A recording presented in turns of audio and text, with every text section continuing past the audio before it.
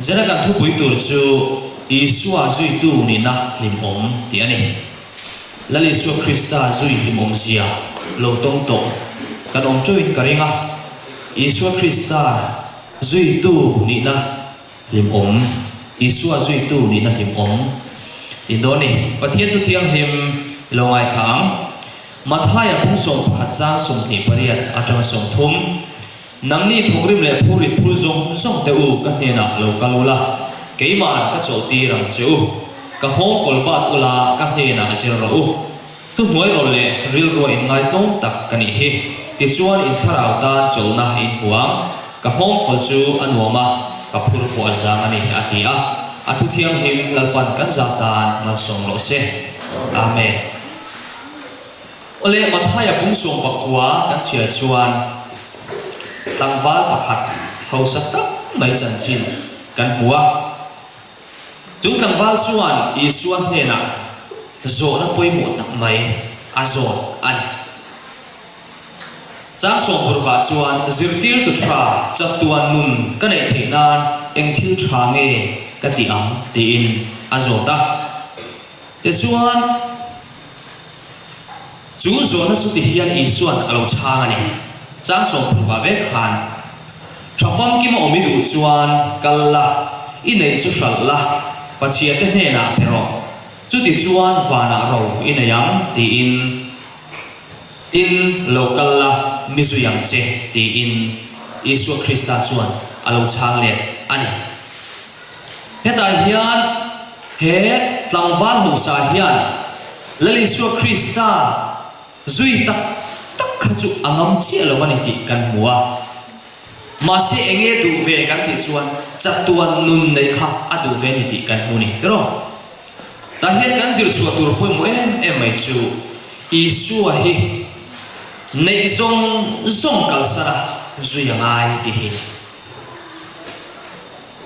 kan soi tong khan zadang kan soi tong khan he tilaya zep ange zak ze ru le e zep ru nein lal Isua Krista num hi azui thelo mani chu wang chuan he ta tang po hian leilam thil te mihring lam thila chana tel lovin lal Isua Krista num hi azui thelo mani ti chiang takin kan mu theya Isua num zui tur hian enge jana hian chan phalo kan na nei han nge tu teng o lal Isua Krista tan hian he kan nu na hian enge pai phalo kan la nei ya chatuan nu na ayan huzo hi kan nu na hian enge von kan la nei le chu kan in zu angai ni chatuan nu na ayan nei chatuan nu na ayan nei ro sum du zo kan niam ti na oma he tangwal po hi chatuan nu na ayin enge khai zo khovel ro sum le hausak na ani ta chuan he chatuan nun aya nei ro sum nei du zo enti ngan tia achana Isua Krista na achana lung chiat thak tak mai lo ngai thaila chang som ni pa ta khan ti hian Isua Krista khan chang ani he tlangwal hian chang ani tlangwal ro chuan chu thu chu ashiatin lungai takin akal bo ta a sumtam tak nei mi ani awangin atini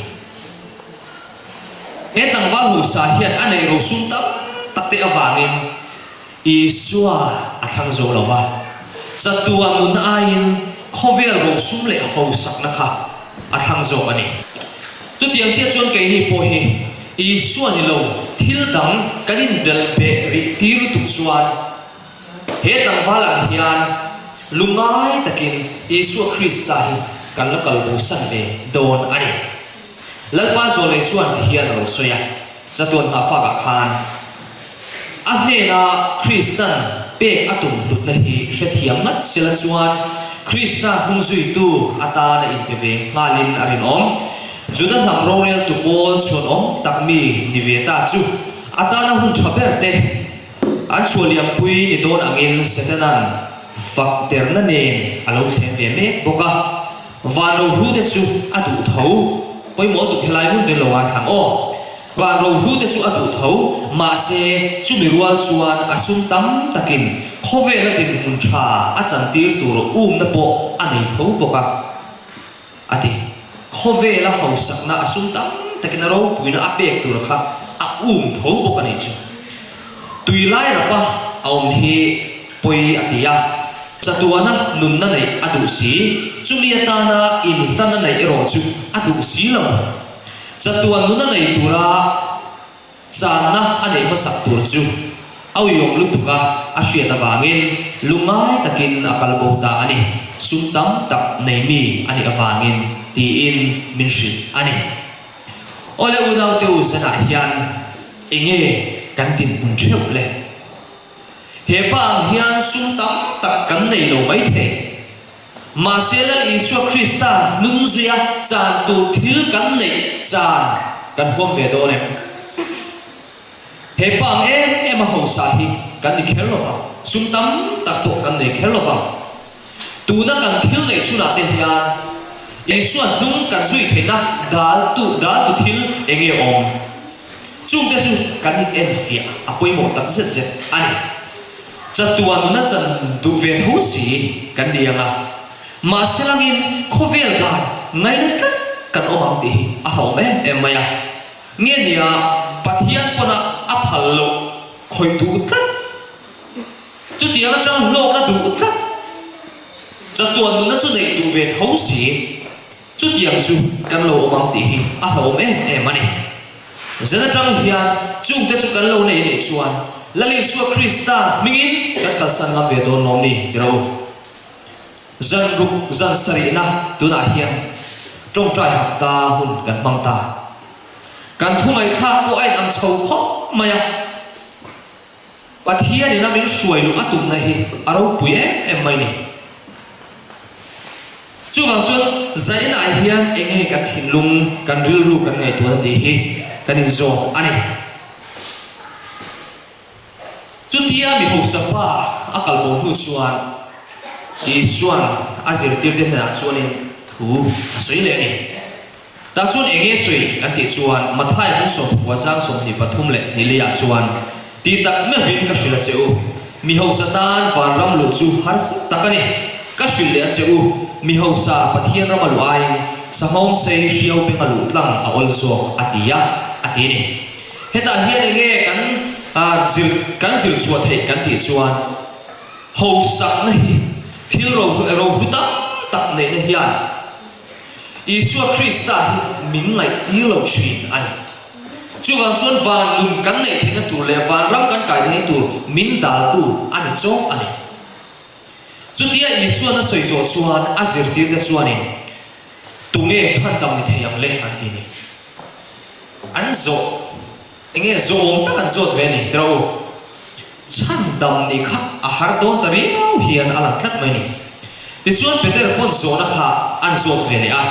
chang som ti le pasaria chuan ngai te ke eng kim kalsarin ka zui ta chia enge ka huam le ti ni lo man enge ka tun veang hei eng kim kalsarin itlum ka zuya enge hlom na ni don ati ve ni chu heta hian ka lai to wang Abraham ang rin na nei kha avan chul do lem ti hi an hlom na tur ko shel vin Isu ni zui ron ti zui top mai kha kai sia an zui top re na ni tro Abraham apo kha chuang lo tia a chuan na tur kha khoi lam nge chuang lo ma se pathian a rin na hatin a chuang top mai a pathian ni shoi ni chu tiang sia chuan zirtir te ko ko hian rin na nei na hi avan chul don em chu wang chuan zena hian ni zana zo na kan chiang chu tong khan Isu hung zui hi eng ma ni tak tak lo wang a kan lo ti ve em churi lu chu kan lo ku ve em kan ta Isu hung zui hi enge a hlok na Isu ti hian soya mathai hung so bol chang so ti palia chuan tu po in mi zui lu chuan ma ni shom poi salovin across pu in mi zui ro se ati ole Isu zui man awm ti su kan thto a tro ma se a hlokem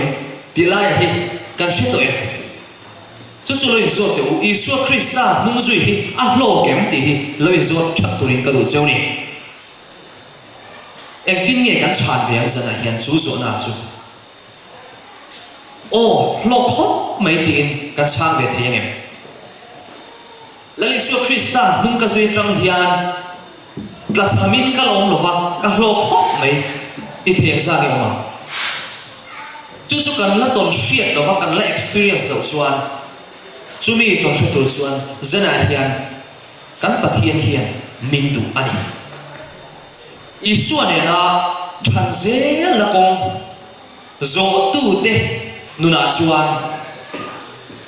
lim na tur tam tak au mani i chuan chu lim na chuan mal som na don tur tam tak au ka chu lim na kan chan thena tur lu tak tak panga kan kai khoi na bu hian min ron shil ani chung te chu zana hian in kan en chodon ani pakhat na chuan om zene taka nun na awanga limna om zene taka nun na awanga limna mathai zia ka kharin Isu an hian alo soya bung som prok cha som ti panga tu po anun hum him tu apiang in asana nga tu po ke ma awanga anun sara piang in a hum himang ati chatuan nei tur chuan khovel mu thi san agaya huai sen taka he nun dai lam tu te hian dam chan chiang takin atrachi ani dam chan nei nun chu nun him malo nia zana hian enge kan dam chan kan shebe em dam chan shelo hian hun hi kan lo mang reng lo mo ngun takin ingai tuang u zandang ka soi tong khan ke po rong bol na hi kan nei kai ring ngai lo wa rong bol tu kan ni po kai be se ngai lo wa rong bol pe ka tum chin ngai lo pathian tu soi po hi ka tum ngai lo ani ama lo chu rong bol tu ra ke ka pe na du khan na ka siam ni tang khan voi ni khen hian in chir na pakhat po kala nei lo ani enge chan kan ti chu pathian shoi na kan donga kan sanga pathian a chu hlim na kan hu ani chu wang chuan a zong zong rama pathian ta in lan tu ta na chuan pathian rong bol hi in chir na aum lo ti hi a chiang em ani pahina chuan phut let nei lo wa min pom na awanga him na nu le pa te hmangai na he han ngai to tai la voi tam tak kan ti hin rima voi tam tak kan ti lunga ya kan ti beidonga ma se chu ti chum po chuan min lak ma ya min la pom thei ani chu hmangai na chu a hlui na ro pu em ma se I suan min pom na le min hmangai na chu chu nu le pa ta na min hmangai ne chuan min hmangai na ne chuan te khin pha rual a lo chuang lo ani chu zona tu lu chang som thum le pasare ti hian lo soya pa in min pek zong zong ka hne na an lo kal fe kam tu po ka hne na lo kal chu ka pa chuak tok lo wang ti in min shit ani ini na angin itlin lo na angin katlin lo na angin lal Isu Krista ne kan pan hian lal Isu Krista hian a hne na changin ala ka changin min pai chuak atum tok lo chu da chuan enge kan hu thei pathian mangai na ro pui lu kan huwa an sui thri na te ro pathian hian ti thei lo anei lo kan ti thri na ma se ti thei lo anei chu ti thei lo chu e kan ti chuan ta thu po kan shen lo min hmangai lo hi thei lo wa chu min hmangai na awa chuan mi sual sim du a hne pan tere re hi ngai dam lovin siam thar lovin siam thalovin akal tir mai lo ro pui lu tu ro chu gang chun pathian hmangai ne hi aro pui ema a hne na in tu lu to te hi a thorin a chu tir ngai lo lal pa pakin mo se jena hian chumi tur chuan Isu Krista siam thana chang tur chuan kain la the do lom nei tro ka soi ka khan thin lung takin kan thut kuna po khan ril tong tran ne lalpa iti thiam dim turin karonin la thare kan ti thei ani he tilai ron ding chua ka thing thia ron tong tran na kher kha ani lo kan ti to kha kan thut kuna po kan ila chang pon pathian ne na ni tin a in hlang thak the ni ti kan ka soi du ani kan thu mia lo mangai nam don le pom ni awanga hlim na hi aklu tu ka chumi sam tur chuan min du boka min som bok ani ador le chuan krista le pathian ne na in thian thatna atanga hlim na hey experience kan nei to em pathian ni thian ang mai ya kom hey enge kom cha kan nei to em chu chu han nge to wang wang ula in nu na khan abigin cholai ke kha in ngai to chian ngai ni over in lum le dan de kan nei to angaya tu na chonga pathian thu kan ngai saklo chuan enge shillong nan alu soi thil lo them tur hi aron thleng zut to mai tu na chonga kan buat sei lo ani chuan chu thil lo them zut chuan min rom chim nan do na kan poi nge do na ni chu bang chuan cholai te kan buat sei a hun tak zet ani isu ne na in nei chin na ya kan kal mek lai hian le le ban pathian ne na in thian thatna kan ne ya chu in thian thatna chuan in hlok na akeng telani chu hlok na chuan tin nge kan bible in lo soi zona bung som panga chang som panga chuan boy ka ti le to lo wang cheu apu thil ti boy a hri lo thian te ka ti to zo kam cheu pa ne na thil ka hri zong in ne na ka puang to si ti in ta hian le Isu Krista chuan nang le te chu ek tin nge mi ko le ka thian mi ti chu ke ni mi sual Isu Krista sual le lo chuan ka thian min te thak mai kan hu lo kan sang ani thian in le chi nei a ket zia kan thian te ro kan thian te ne na nu le pa te ne na kan soi ngam mi lo kha kan soi ngam tlat eng wange kan in le chi na a thalu tu kha kan in le chi na a het ani chuan in nu le pa te ne kan thlen ngam lo po kan thian te ne na kan thlen ngam a chu tiang se chuan lal Isu Krista hi kan thian ni turin a ron pe ya zena hian ka thian kan ti ve do ne ani chuan kan har sat na kan mang an na zong zong nga ngam na pathian ani ya kan mi shin pui te ne na chuan kan na thin nge ya a enge mo china chuan han thoven hok na te po om thin dro ma se kan va in bun ro na kha mi shin ve tho ni ya kan lung mai anga lung mai thei ka tra anga tra thei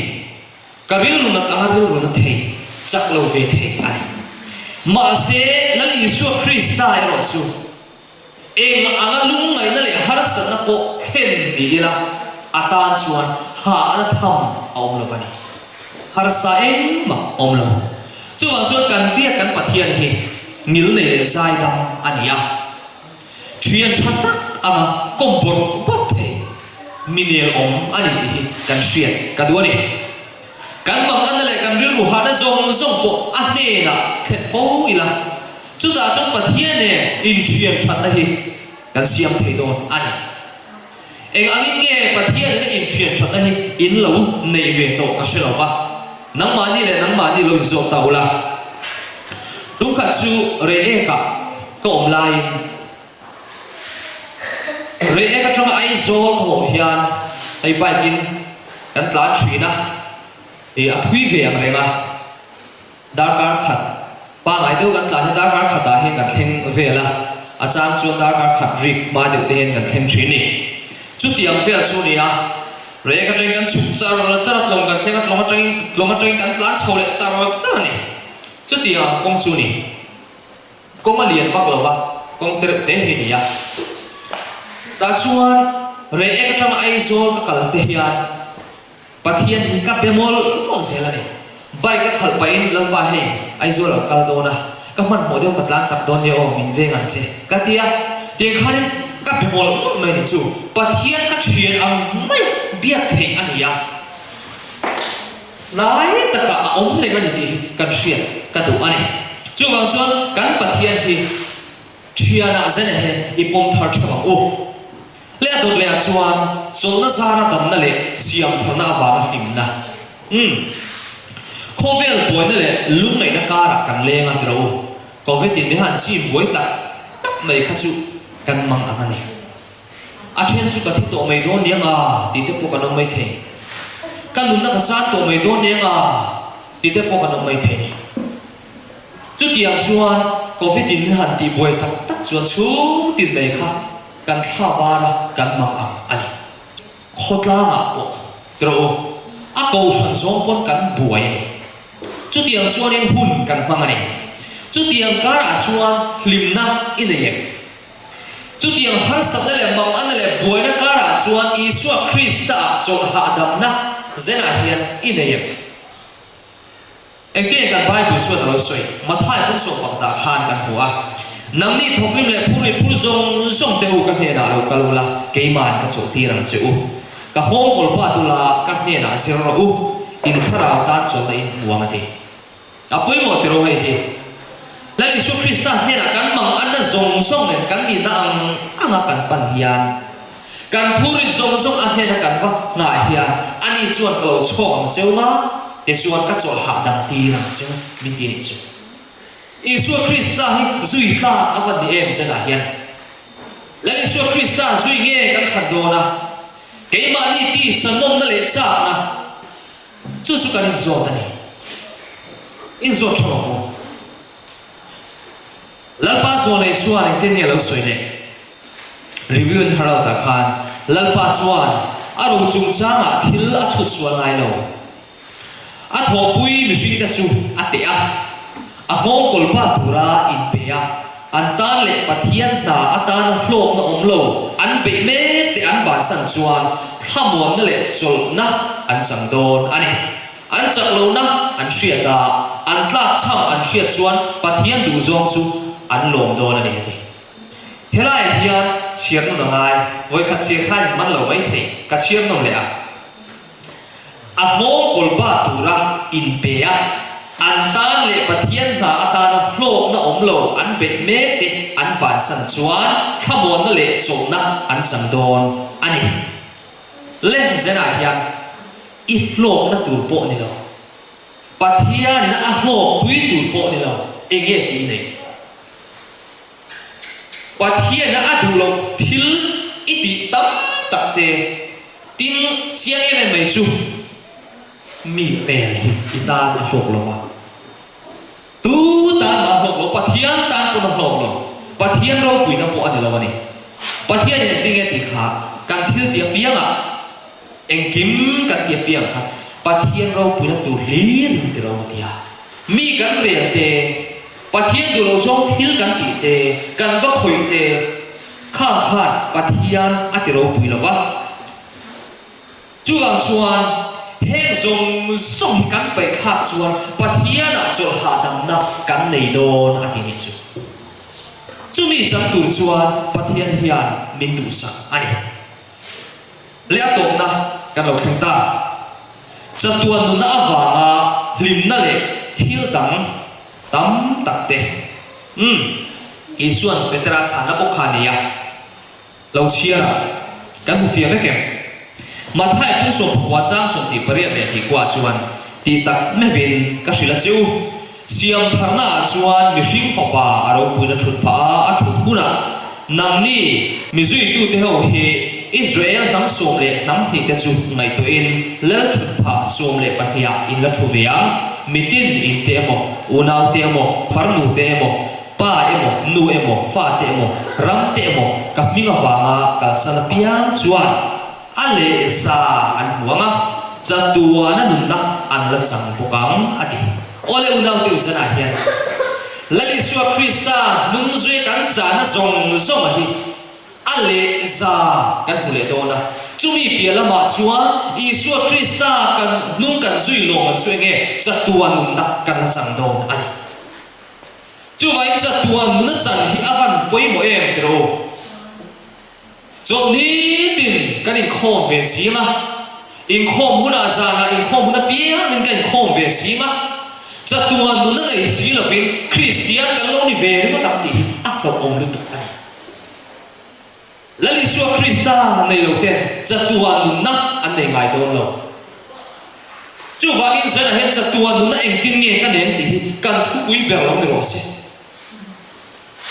chatua nunna i nei si lo wa ka soi le a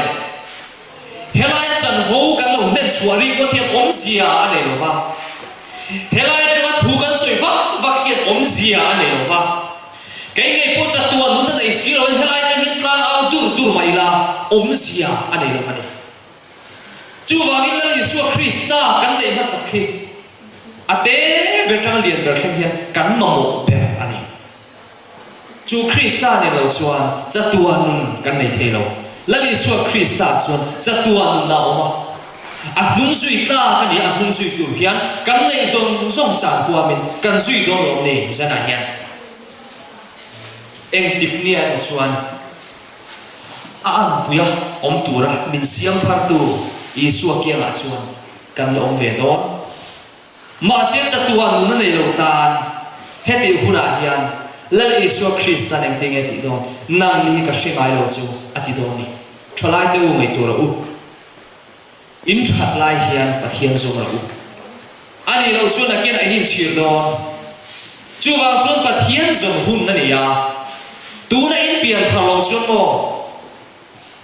tun tin huna in pian thar lo ani chuan itan pian thar lo ni ai her chuak to lo mai thei sin chu wang chu kan hun thane chung hi kan lai tu anga ya tun hun che hi kan hun thane ani min zui ro cha tuan mun na le hin na ka peng che tu Yesu Krista hi kan zui do ne zana hian Yesu hun zui ro sia kan she to a zana hian she thar le in engking chan kwa min Yesu hun zui turin kan za in plan thar le thema mu ti in kan som ani lalpana tu thiang him kan soite kan za tan malmin som sakro se amen